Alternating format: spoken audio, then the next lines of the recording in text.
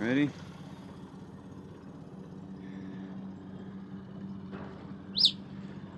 Ciao, ciao, Tiki. We'll be back soon. Just going for a walk.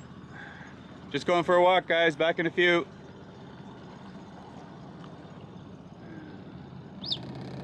Things are coming back to normal, as you can see. We got sunshine. Boats are happily back at anchor. All is good. So today, we're getting back in our routine finally. It's been a couple of weeks since the hurricane started messing up our schedule for our activities. So we're going for our first walk in a couple of weeks today. So looking forward to that. And it's a nice day. So I guess we'll see what the beach is like over on the other side. But here we go. I know the story of your life through winter storms and summer skies. There was a time when you were young and free. So let's go back to the beaches where I always make you laugh, to the forest where we found a hidden path, to the summertime of 2005 when we were still alive, when we were still alive.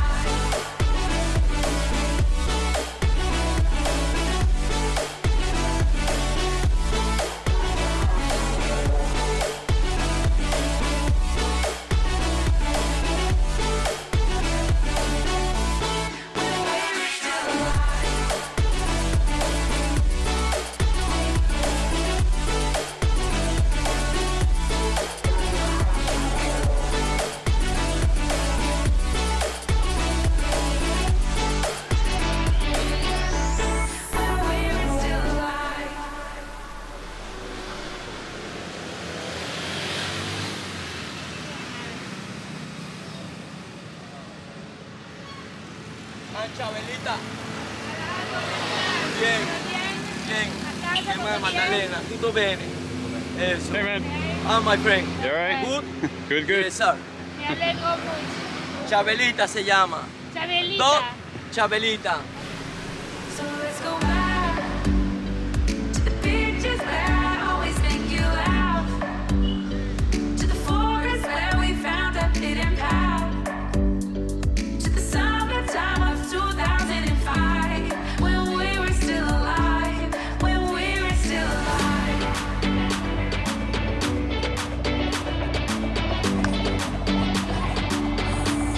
When we were still alive. When we were still alive.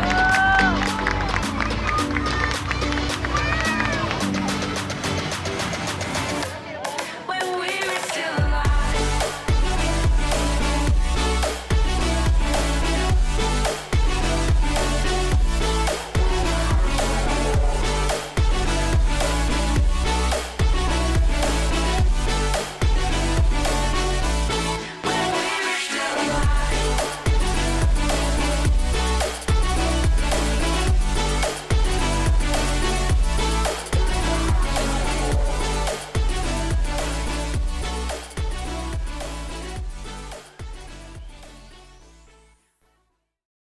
So many of you have been asking what happened to Franco on Captain Ron's boat. The last you saw of him, he was being rescued during the hurricane by Armada. And then of course a short time after he left, the storm started to build and slowly pushed the boat over the reef at Cotton Key. Somehow the boat managed to reset its anchor and was fully afloat again. Well, it's fully afloat again. It stayed there without trouble for a good couple of hours, but then the storm started to build, and that's when the staysail let loose and started flogging itself to death in the wind, about the same time as the anchor let go again.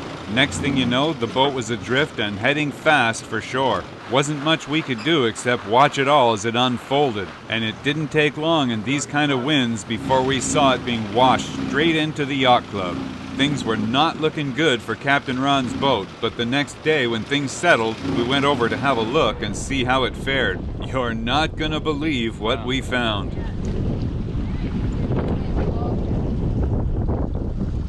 Wow, you're packing very well, eh?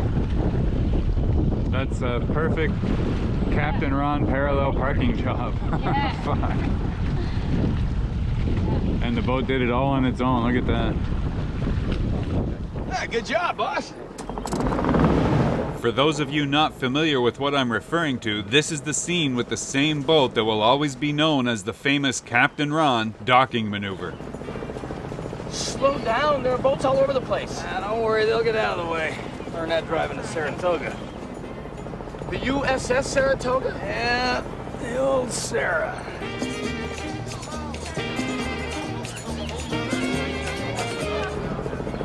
Slow down, are you crazy? All right, get ready to kick those fenders over, boss. Yeah. Fenders, whatever fenders. Yeah, those rubber bumper things right up there. Hold on! Hold on! Dad? Rubber bumper What? things. Hurry, just hang on to something. We're coming in too fast. Just hold on to something. Get away, get off my foot! I'm not on your Brace yourself.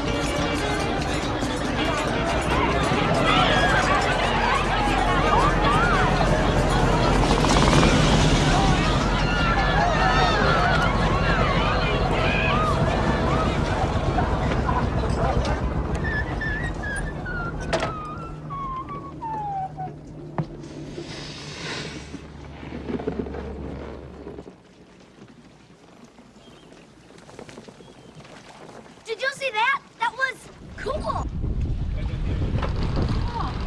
Let's tie off. Look at it. Really don't touch. He's only stuck in the bottle, but don't touch the concrete wall. Wow. It's a perfect spot here, like in a movie. Damn.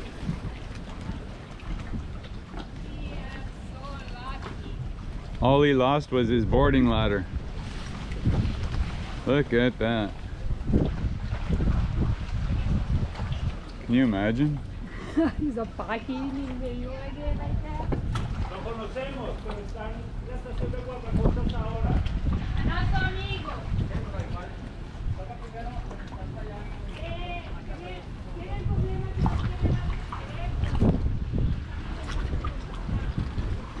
Anchor chain still attached, running into the water. Somewhere out there, our anchor's attached to it. And as if that wasn't enough to impress, the boat, all on its own, slid right between all the boats, right into the main dock, directly in front of the San Andres Yacht Club, Club Nautico. The only thing missing was the party and the bar. A perfect parallel parking job with nobody on board and very little damage. All right, let's tie her off and kick back some cold ones, huh? Hey, come and see her. You want a minute? Yeah, I guess I'll go with a margarita, huh? Yeah. Hey! I got it. I was a little nervous about that. I don't know why. He obviously knows what he's doing. All I can say is this boat must have a horseshoe somewhere.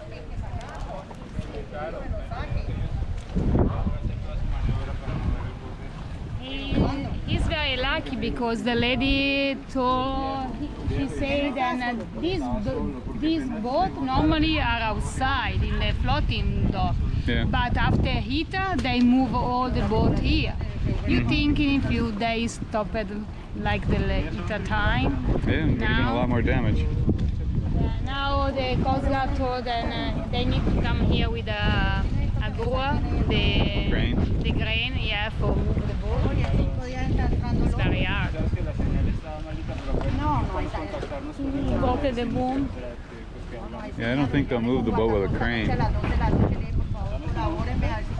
Honestly, I think what they're going to have to do is attach a halyard up to the top and pull the boat over on its other side so that it's leaned over the other direction. You know, so right now it's leaning on its starboard side. They need to pull it over, leaning on its port side, then grab the bow and pull the bow out, and then use power and just pull it out off the mud. So I don't think they're going to get any kind of crane in here. Where are they going to bring a crane in? There's no place to bring a crane. And they don't have any water-based cranes.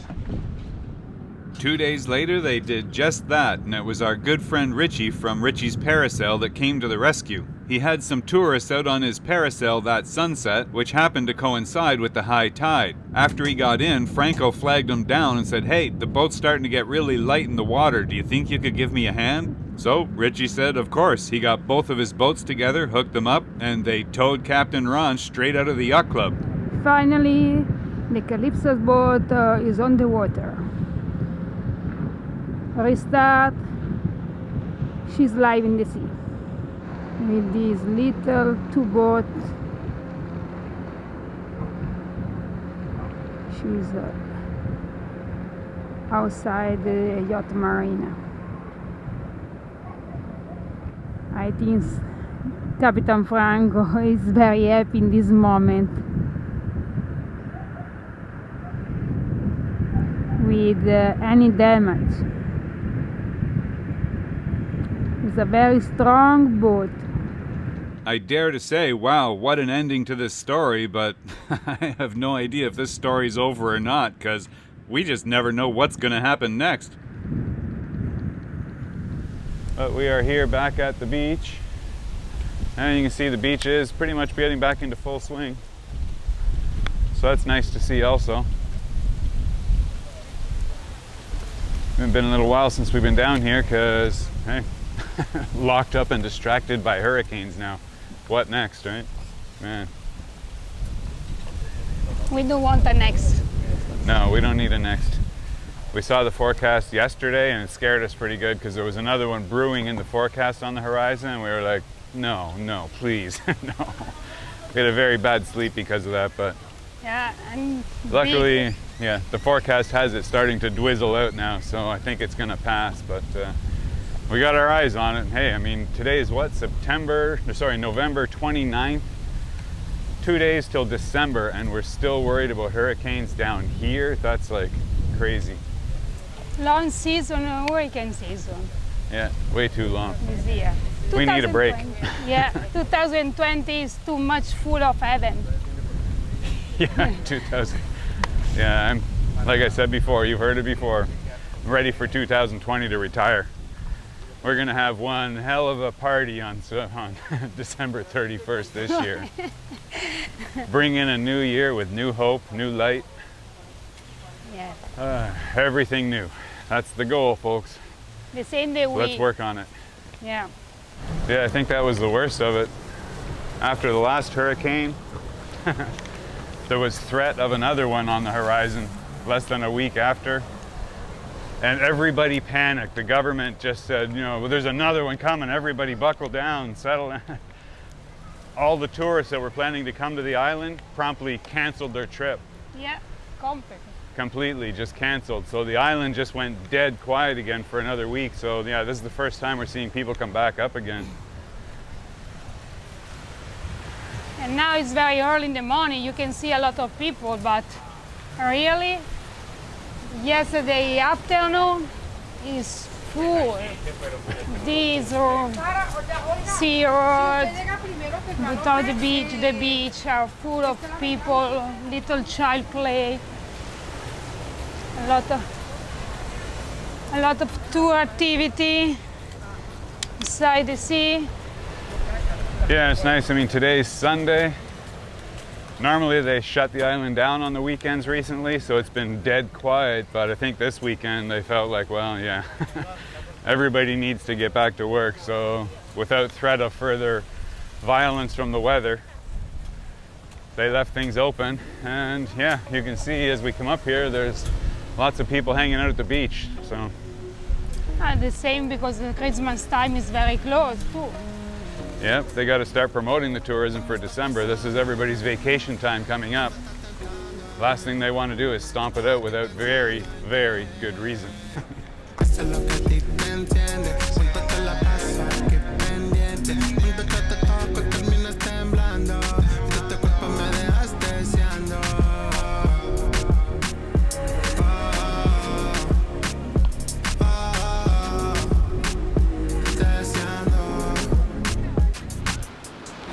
So a lot of you have also been asking, how did the wind generator do? Well, I gotta tell you, I've had this wind generator up there for over 10 years. It's an Eclectic Energy D400, and I've never paid it any attention whatsoever. It's just always there, and it always works. It may not put out a ton of energy compared to the large solar bank we've got, but hey, when we're sailing or it's windy, it certainly helps. During the hurricane, it was in stall mode most of the time, and that's that horrible noise you hear above our heads. And believe me, it was unnerving when we first heard it, because I'd never heard it before. But in the face of tropical storm winds and a Category 1 hurricane, yeah, it howls a bit. That was one of the reasons we didn't leave Tiki in the cockpit. I didn't want to take any risks, just in case that thing blew up. But it never did, and in fact, it delivered record-breaking performance. It's a 400-watt wind generator, but you can see here it delivered 400 to 500 watts for most of the time, even in stall mode. We saw a record of 39 amps out of this wind generator. That's phenomenal for a 44-inch wind generator. And if you look at this chart here that summarizes the entire month, you can see very clearly where the two storms are. The two tall bars in the middle section, that's Hurricane Eta, and you can see where the winds dwindled on for a couple of days after. The bars on the left, that's Hurricane Iota, and she was very powerful and very direct. But even in the face of that hurricane, we still got over 3 kilowatts of power per day from a wind generator in full stall mode. Not bad. So would I recommend the wind generator? Well, yeah, I'd have to say of course. I've had 10 years of trouble-free service and it's survived some major storms, but this was the first direct hurricane. In regular winds, it doesn't put out so much power, so I would like to see something a little bit bigger and more powerful for this size of boat, but I'm yet to find anything that I regard as dependable, so that's why I haven't switched yet. But I keep my eyes open, so if you guys know anything I don't, feel free to let me know. Yeah, we just walked down the beach and there's a big hotel there, and it sounds like the president's in town. So they've got security guards lined up all over the place. Yeah, cool. They got all the flags out on the beach. But they're protecting, locking down, because the president's here, been surveying the damage and seeing what he can do. He's made some pretty impressive claims about, about helping Providencia especially. I guess now we just wait and see what happens if they actually come to fruition. But I think so, Rick, is a big event because they have a lot of flag with the Canadian, USA, Israeli, Switzerland, French, Jamaica, Brazil. Yeah, Israel. A lot of flags. I think it's a big event with some ambassador from every country. Something big going on. Yeah. That's cool. Yeah, he was here a couple weeks ago just before Iota struck. And I think he promised 60 million US in assistance. What? All the people that come outside the hotel is checked by military. Oh, yeah. Mm-hmm. Yeah, so you can't walk the pathway right now. The security, the military has it closed off to guard the hotel that the president's in. But yeah, he promised 60 million in assistance, and then of course 3 days later Iota struck, and now now Iota really fucked up the place, like big time. So now they got Providencia on their plate as a complete write-off. So he's vowed they're going to rebuild it in 100 days, which nice to say, but I can't see that ever happening. I don't know. It's possible they're speaking about that with cooperation, international cooperation. Yeah, I don't know. It's got to be a bad time even for the governments right now. I mean, where are they going to raise the kind of money to rebuild that island when the whole mainland doesn't even have building supplies because they've been in pandemic for like 10 months, 11 months now?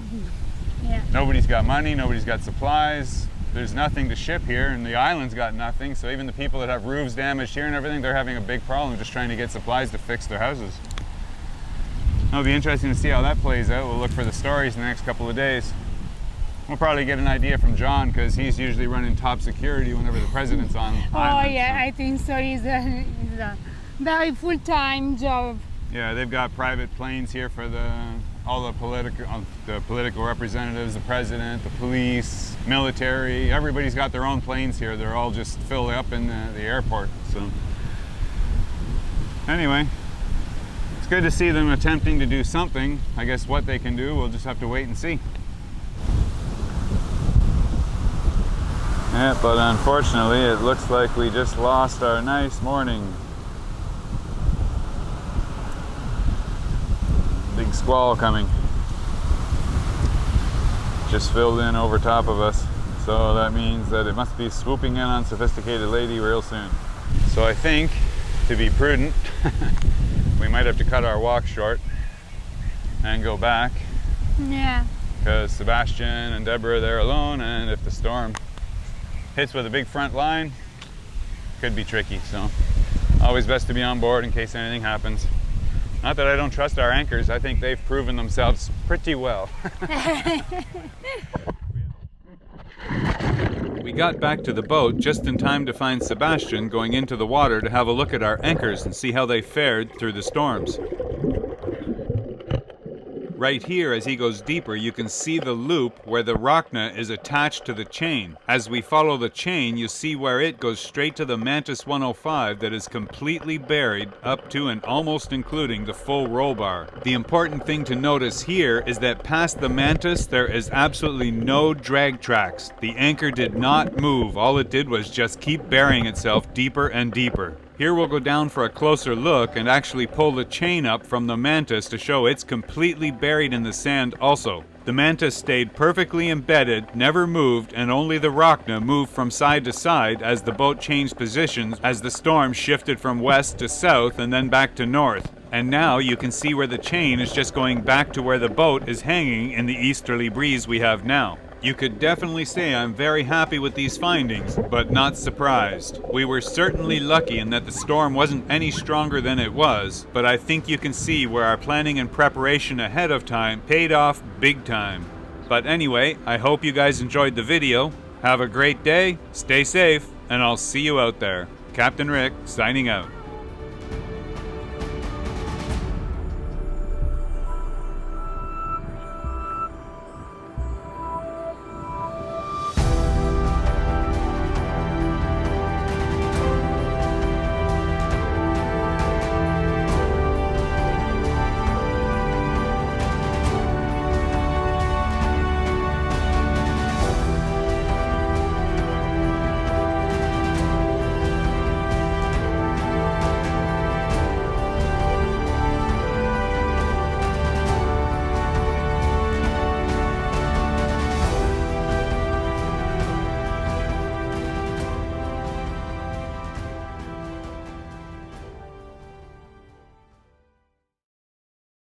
As if there wasn't enough coincidences between Captain Ron's boat and the original movie, you remember that little boat that deflected the bow of Captain Ron's boat as it came into the dock?